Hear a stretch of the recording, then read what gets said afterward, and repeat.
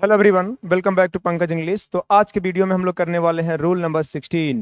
जो भी भाई हमारे चैनल पे न्यू है तो सबसे पहले चैनल को सब्सक्राइब कर लीजिए, बेल आइकन को प्रेस कर लीजिए। आपको जानकारी के लिए बता दें कि हम लोग कर रहे हैं एक सीरीज हम लोग स्टार्ट किए हैं जिसको कंटिन्यू किए हुए हैं।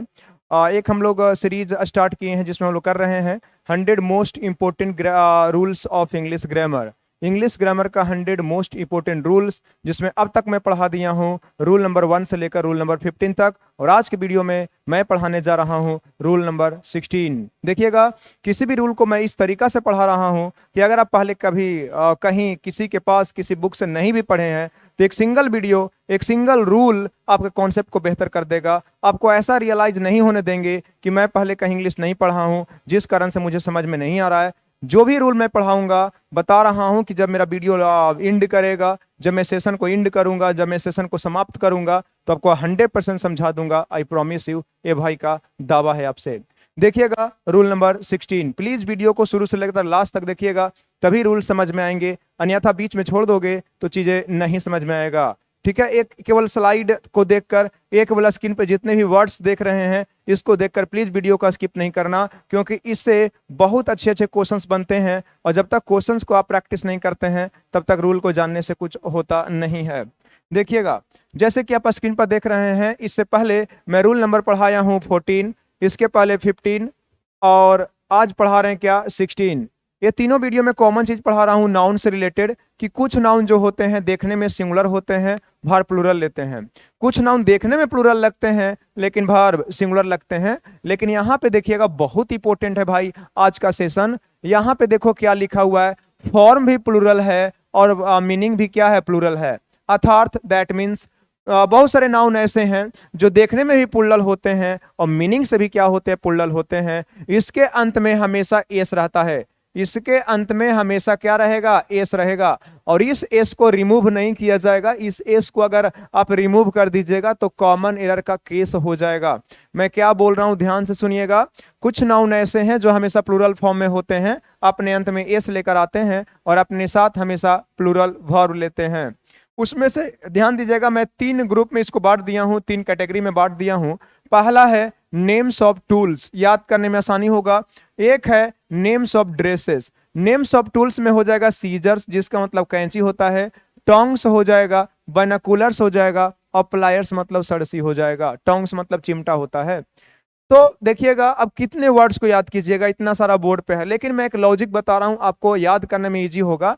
नेम्स ऑफ ड्रेसेस के लिए और नेम्स ऑफ टूल्स के लिए, तो नेम्स ऑफ ड्रेसेस और नेम्स ऑफ टूल्स में वही नाउन लिया जाएगा डियर जो 2 सिमिलर पार्ट से मिलकर बना होगा, 2 एक ही प्रकार के अंगों से मिलकर बना होगा। एक अंग अलग हो जाएगा तो बेकार हो जाएगा, यूजलेस हो जाएगा। जिस पर्पस के लिए उस इंस्ट्रूमेंट का निर्माण किया गया था, बनाया गया था, वो इंस्ट्रूमेंट उस काम को नहीं कर पाएगा। तो ऐसे जो इंस्ट्रूमेंट्स होंगे, ऐसे टूल्स होंगे, ऐसे जो ड्रेस होंगे, ऑलवेज ऑलवेज के लिए प्लूरल होगा और इसके अंत में एस रहेगा। आई रिपीट, ध्यान दीजिएगा, मैं फिर से बोल रहा हूं। Nouns that are made, nouns that are made of 2 similar parts, 2 एक ही प्रकार के, ध्यान दीजिएगा, पार्ट से बना हो। In the absence of either part, किसी भी एक पार्ट के अब्सेंस में, दे लूज दियर इंपोर्टेंस, अपने महत्व को क्या कर देते हैं, खो देते हैं। Are always in plural form, हमेशा प्लूरल फॉर्म में होते हैं। And always take S oblique E S after themselves, अपने अंत में हमेशा एस ऑब्लिक ई एस लेता है। And given plural verb, and always given plural verb, और हमेशा हमेशा के लिए इसको प्लूरल वर्ब दिया जाता है। फिर से, वैसे टूल्स, वैसे ड्रेस जो 2 एक ही प्रकार के अंगों से मिलकर बना हो, एक अंग अलग हटा देंगे, अलग कर देंगे तो उसका इंपोर्टेंस खत्म हो जाएगा। ऐसा ड्रेस, ऐसा टूल्स हमेशा प्लूरल होगा, अपने अंत में एस लेगा। बताओगे सीजर में कितने पार्ट, 2 पार्ट। कैंची में कितने पार्ट, 2 पार्ट। अगर एक पार्ट हटा दोगे तो क्या वो कैंची का काम करेगा, वो चाकू हो जाएगा, उसे फिर सब्जी कटेगा भाई, कपड़ा नहीं कटेगा। तो कैंची में 2 पार्ट, वो कैंची का काम तभी करेगा जब दोनों पार्ट रहेगा। एक पार्ट को हटा दोगे तो एक कैंची का काम नहीं करेगा। तो इसका अंग्रेजी क्या हो जाएगा, सीजर की सीजर्स, तो जवाब है कि सीजर्स। बताओगे टोंग्स मतलब चिमटा, कोई चीज को पकड़ के उठाते हैं ना, ठीक है, कोई चीज को पकड़ उठाते हैं, उसमें कितने पार्ट होते हैं, 2 पार्ट, दोनों सिमिलर होता है, दोनों का साइज सेम रहेगा। अगर एक पार्ट को हटा दोगे तो चिमटा का काम नहीं करेगा, इसीलिए इसके अंग्रेजी में हमेशा इसके मीनिंग में, हमेशा अंत में, इसके स्पेलिंग में हमेशा अंत में एस यूज करेंगे। टोंग नहीं क्या होगा टोंग्स। वर्ब लेने की बात आएगी तो इज नहीं आर। आगे है बाइनोकुलर्स, दूरबीन होता है, इसमें दो पार्ट होता है। एक पार्ट हटा दोगे तो ये दूरबीन का काम नहीं करेगा, बाइनोकुलर्स का काम नहीं करेगा। तो ध्यान दीजिएगा, अपने अंत में हमेशा एस लेकर आएगा, प्लुरल समझा जाएगा, भर प्लुरल लेगा। बाइनोकुलर नहीं क्या होगा बाइनोकुलर्स। आगे है प्लायर्स। प्लायर्स में भी दो पार्ट होते हैं, एक पार्ट हटा दीजिएगा तो बेकार हो जाएगा, बेकार हो जाएगा। तो ऐसे नाउन हमेशा प्लुरल होते हैं, तो प्लायर नहीं क्या हो जाएगा प्लायर्स। आगे देखिएगा ड्रेस में, बताओगे जींस में कितने पार्ट होते हैं? दो पार्ट। अरे दो पैर में पहनते ना हो, दो पार्ट होता है। एक पार्ट हटा दो और उसको पहन के कोचिंग आओ, रोड पे बहुत पिटाओगे, बहुत लोग मारेंगे, लड़कियां मारेंगे, लड़के मारेंगे, यहां तक कि उनके गार्जियन भी आपको मारेंगे। तो बताइए जींस का इंपॉर्टेंस तभी है जब एक पार्ट है कि दो पार्ट, ठीक है, दो पार्ट। इसीलिए इसका अंग्रेजी ध्यान दीजिएगा भाई मेरे, जीन नहीं होगा क्या होगा जींस होगा। ट्राउजर में भी कितने पार्ट? दो पार्ट। एक पार्ट हटा दोगे, बोलिएगा नहीं सर हम एक ही पार्ट पहन के बाजार आएंगे। कभी आ जाओ बाजार एक पार्ट पहन के, बहुत मारेंगे पब्लिक, आपको सब्जी लेने नहीं देंगे। ट्राउजर नहीं क्या होगा ट्राउजर्स। पैंट में भी कितने पार्ट? दो पार्ट। पैंट नहीं क्या होगा पैंट्स। शॉर्ट में भी दो पार्ट। हाफ पैंट नहीं बोलते हैं इंग्लिश ग्रामर में, हाफ पैंट गलत है, सही है शॉर्ट्स। तो आज के बाद आप हाफ पैंट नहीं बोलना, शॉर्ट्स बोलना, हमेशा ऐस लेगा। एक है स्लीपर। स्लीपर्स में कितने पार्ट? दो। अरे चप्पल एक पैर में होता है कि दोनों पैर में? दोनों पैर में। तो ध्यान दीजिएगा, अगर एक पैर का अगर चप्पल खो जाए या टूट जाए तो क्या आप उस चप्पल को पहन पाओगे? जब तक ध्यान दीजिएगा टूटा हुआ पार्ट को आप रिपेयर नहीं करवाते तब तक अब चप्पल आपके लिए क्या हो जाएगा? यूजलेस हो जाएगा। तो जब तक दो रहेगा तभी तक इसका इंपॉर्टेंस रहेगा। इसीलिए स्लीपर नहीं क्या होता है? स्लीपर्स होता है। मौजे का अंग्रेजी बाबू, जब तक दोनों पैर का मौजा नहीं रहेगा तब तक आपके लिए वो चीज यूजलेस होगा, बेकार होगा। इसीलिए उसका अंग्रेजी सॉक नहीं क्या हो जाएगा? सॉक्स हो जाएगा। शू भी तभी इंपॉर्टेंट है, शूज का तभी इंपॉर्टेंस है जब दोनों पैर का रहेगा। मान लीजिए एक पैर के जूता को चूहा काट दिया, एक पैर का जूता आपका खो गया, तो ध्यान दीजिएगा एक पैर का बचा हुआ है वो आपके लिए यूजलेस है। तो इसका इंपॉर्टेंस तभी है जब दोनों है। तो अंग्रेजी ध्यान दीजिएगा, शू नहीं क्या होगा? शूज। कहने का मतलब है ध्यान दीजिएगा, जो भी नाउन जो टू पार्ट से मिलकर बने हैं, पेयर से मिलकर बने हैं, वो हमेशा प्लुरल होते हैं। स्पेक्टिकल मतलब चश्मा, कितने पार्ट है? दो पार्ट। एक पार्ट हटा दीजिएगा, पहन के आइएगा तो सब बोलेगा पागल है, इसके पास कोई सेंस नहीं है। तो स्पेक्टिकल नहीं क्या होगा? स्पेक्टिकल्स। गॉगल्स मींस चश्मा होता है, इसमें भी कितने पार्ट हैं? दो पार्ट्स हैं। किसमें है? पेयर में है। तो जो भी पेयर में होगा हमेशा प्लुरल होगा, उसके अंत में एस लगेगा। क्या बताइएगा, ए वाला जो हम लोग कॉन्सेप्ट लगा रहे हैं शर्ट पे लगा सकते हैं क्या? तो जवाब है कि नहीं। शर्ट में दो पार्ट नहीं है। क्या शर्ट में दो पार्ट है? दो बॉडी है, दो अंग है, दो चीज में पहनते हैं नहीं। तो शर्ट भी सही है, शर्ट्स भी सही है। क्या टी शर्ट में कॉन्सेप्ट लगा सकते? नहीं लगा सकते। टी शर्ट में दो, ध्यान दीजिएगा, पार्ट नहीं है, दो अलग अलग बॉडी में नहीं यूज होता है, ठीक है। दो एक ही प्रकार के अंग में नहीं पहना जाता है, बल्कि टी शर्ट एक जोड़ा होता है ना, ठीक है। तो टी शर्ट भी सही है, टी शर्ट्स भी। तो जो पेयर में नहीं है वो सिंगुलर भी सही है, पुल्लल भी। लेकिन जो पेयर में जिसमें ध्यान दीजिएगा पार्ट्स होते हैं वो हमेशा पुल्लल। तो सॉक की सॉक, सॉक्स। टी शर्ट की टी शर्ट, तो टी शर्ट में दोनों हो जाएगा, टी शर्ट भी टी शर्ट भी। शर्ट में दोनों हो जाएगा। अच्छा, लड़के लोग पहनती है स्कर्ट। स्कर्ट में तो एक ही पार्ट होता है, तो बताइएगा स्कर्ट रहेगा तो सिंगुलर, स्कर्ट्स रहेगा तो पुल्लल। साड़ी रहेगा तो सिंगुलर, साड़ी रहेगा तो पुल्लल। शर्ट रहेगा तो सिंगुलर, शर्ट्स रहेगा तो प्लुरल। है कि नहीं है? समझ में आ रहा है कि नहीं? लेकिन ये सब पेयर में है, पेयर में है तो हमेशा क्या रहेगा मेरे भाई? हमेशा क्या रहेगा? प्लुरल रहेगा। एक पार्ट हटा दोगे तो बेकार हो जाएगा, ये हमेशा प्लुरल समझे जाएंगे। आई होप कि मैं समझा दिया हूं, आप इसको इजीली याद कर सकते हैं। सीजर नहीं सीजर्स, ट्राउजर नहीं ट्राउजर्स, जीन नहीं जीन्स, सॉक नहीं सॉक्स, ध्यान दीजिएगा, शू नहीं शूज, और जीन नहीं जीन्स, ट्राउजर नहीं ट्राउजर्स, और स्पेक्टिकल नहीं क्या हो जाएगा? स्पेक्टिकल्स। आई होप, आशा करता हूं कि ये दोनों समझा दिए हैं, आपको याद करने की जरूरत नहीं है।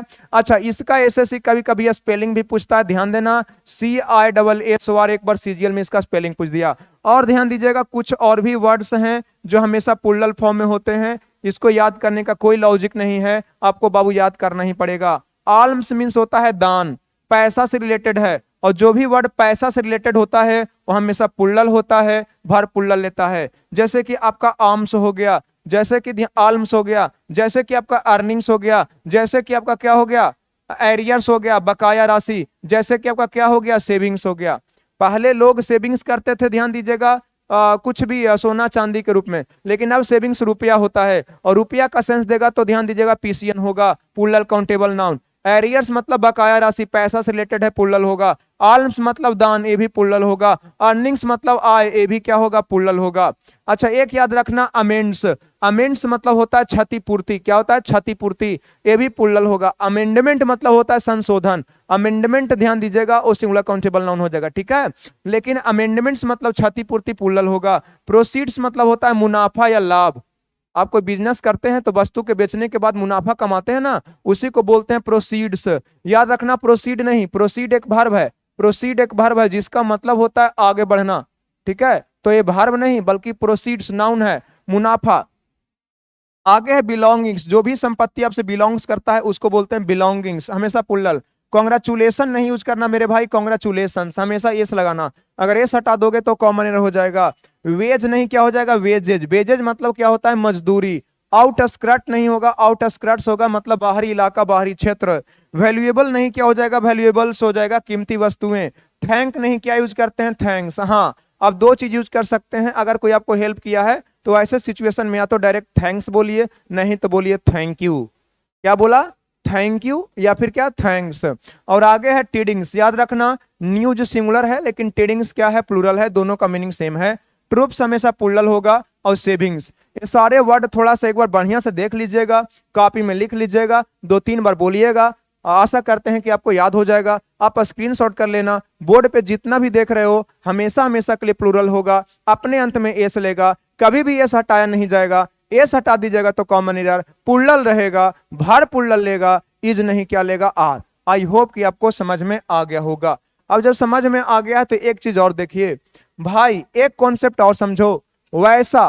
अच्छा एक बात और समझाना चाहेंगे, बॉडी में फेफड़ा भी कितना है, 2 है, अगर एक हटा देंगे तो आपका मृत्यु हो जाएगा, हम लोग का मृत्यु हो जाएगा। तो बाबू ध्यान दीजिएगा, उसका अंग्रेजी भी इसीलिए लंग नहीं होता है, क्या होता है, लंग्स होता है। हाँ left lung right lung use कर सकते हैं, लेकिन जब केवल फेफड़ा बोलना हो तो उसका अंग्रेजी क्या यूज करते हैं, लंग्स, क्योंकि पेयर में है, एक साइड का हटा देंगे तो मृत्यु हो जाएगा, तो लंग्स हो जाएगा। अच्छा एक बात और सुनिए बाबू, जो आपका इंस्ट्रूमेंट्स, जो आपका टूल्स बताया गया, जो ड्रेसेस बताया गया, इसको संख्या में दर्शाया जा सकता है। जैसे मार्केट से कोई लड़का एक जींस खरीद के आया, लड़का कोई मार्केट से 2 जींस खरीद के आया, तो उसका अंग्रेजी क्या यूज करेगा, तो क्या ध्यान दीजिएगा, अगर आप कोई लड़का 2 जूता खरीद के आया तो उसके पहले 2 या 3 या 4 ऐसे ध्यान दीजिएगा, नंबर का प्रयोग वो नहीं कर पाएगा डियर, ये नंबर का प्रयोग नहीं कर पाएगा। आप शूज के साथ, सॉक्स के साथ, जींस के साथ, ट्राउजर्स के साथ डायरेक्ट रूप से नंबर का प्रयोग नहीं कर सकते, डायरेक्ट रूप से नंबर का प्रयोग कर दीजिएगा मेरे भाई तो गलत हो जाएगा। हाँ आप शर्ट के साथ कर सकते हो, 1 शर्ट, 2 शर्ट्स, 3 शर्ट्स, क्योंकि इस कॉन्सेप्ट पे नहीं है। टी शर्ट के लिए कर सकते हो 1 T shirt, 2 T shirts, 3 T shirts, लेकिन जो पेयर में है उसके साथ तुम डायरेक्ट रूप से नंबर नहीं लगा सकते। तो जो नाउन 2 एक ही प्रकार के अंगों से मिलकर बना है, एक अंग अलग कर देने पर बेकार हो जाता है। इसको अगर संख्या में दर्शाना हो तो 2, 3, 4, या ध्यान दीजिएगा आज जोड़ने से पहले, इसके पहले आपको जोड़ना पड़ता है आप पेयर ऑफ, क्या जोड़ते हैं आप पेयर ऑफ, तो आप पेयर ऑफ पहले जोड़ते हैं डियर, और पेयर ऑफ जोड़कर इसके पहले ए लगा देते हैं, तो इसका मतलब हो जाता है अ पेयर ऑफ शूज, मतलब एक जोड़ा जूता। अगर कर देंगे 2 पेयर्स ऑफ शूज तो मतलब 2 जोड़ा जूता, 3 पेयर्स ऑफ शूज का मतलब हो गया 3 जोड़े जूते, और 4 पेयर्स ऑफ शूज का मतलब हो गया 4 पेयर जूते।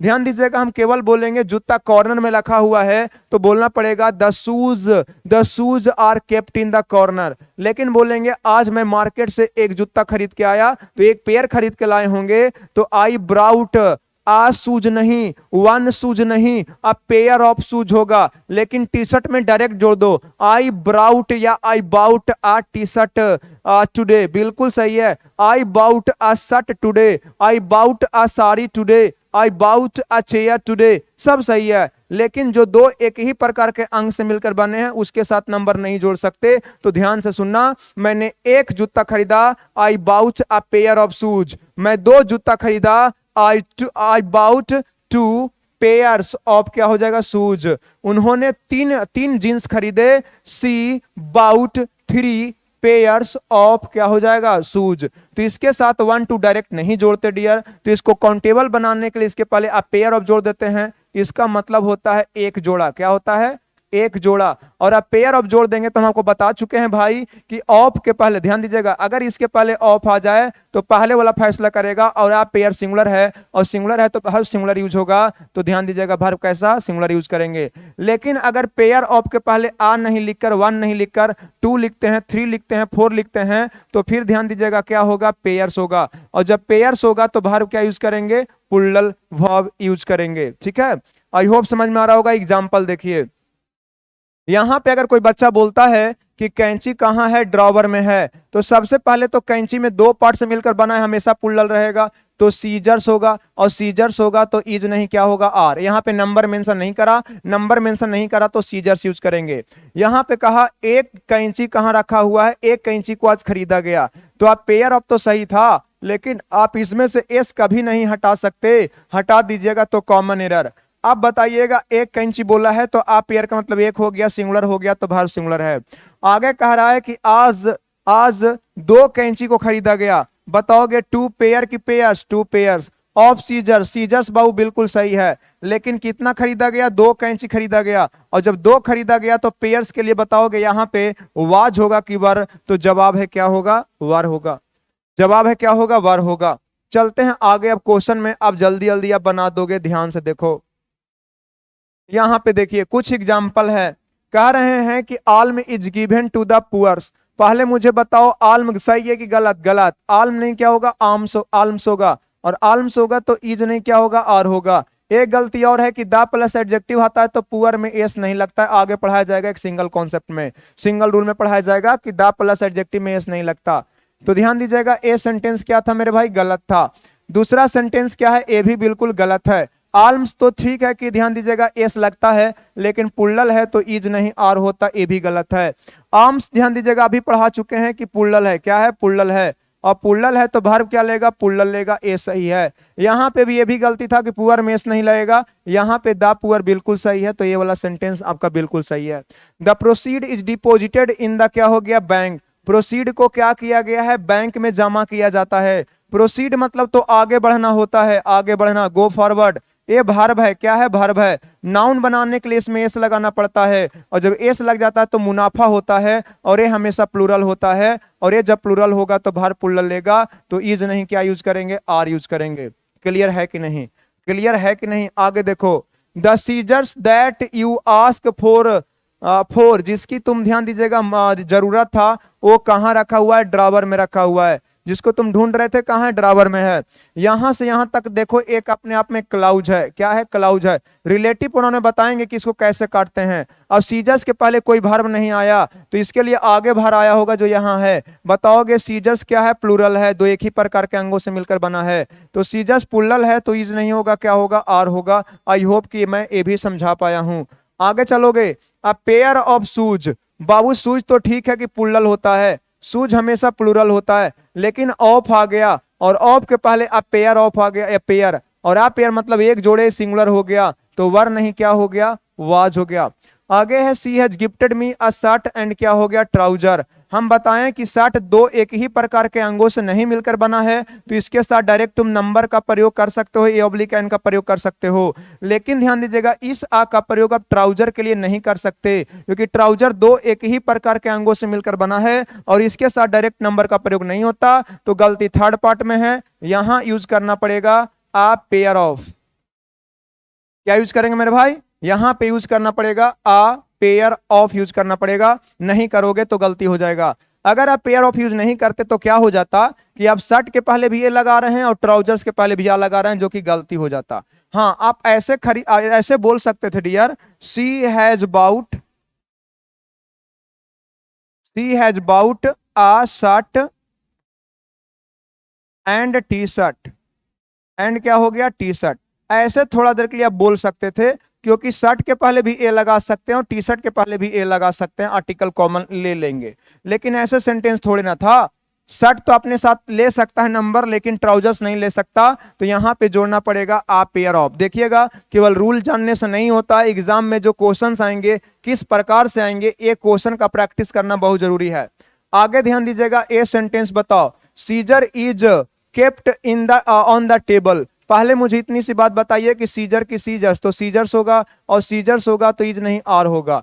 आगे ध्यान दीजिएगा, तो ए सेंटेंस, चलिए ठीक है, यहाँ पे एक गलती था, इसमें एस नहीं लगाया और यहाँ पे इज नहीं आर होगा, तो ये सेंटेंस हमारा क्या होगा, गलत हो गया। सीजर्स में एस लगाया, ए तो सही है, लेकिन इज नहीं आर होता, ये भी सेंटेंस क्या है, गलत है।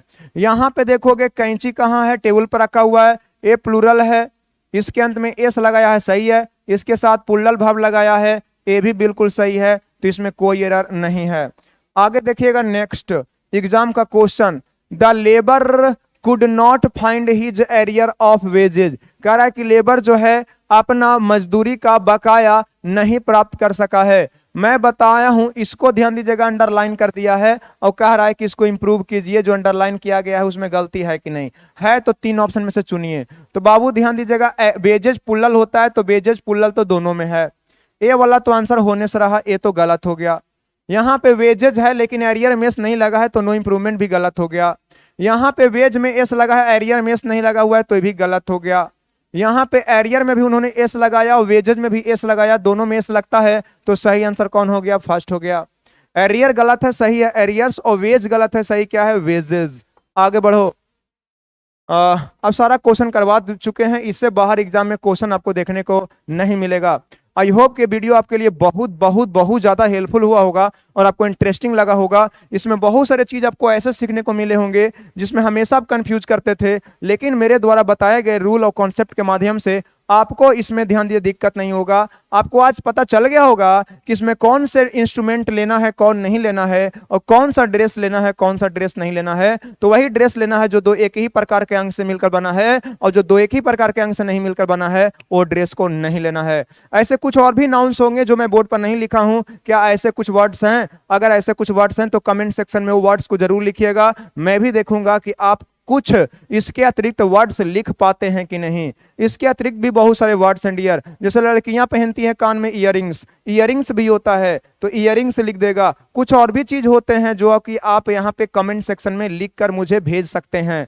तो इस वीडियो में यहीं तक, अपना ख्याल रखिएगा, टेक केयर, बाय बाय, जय हिंद।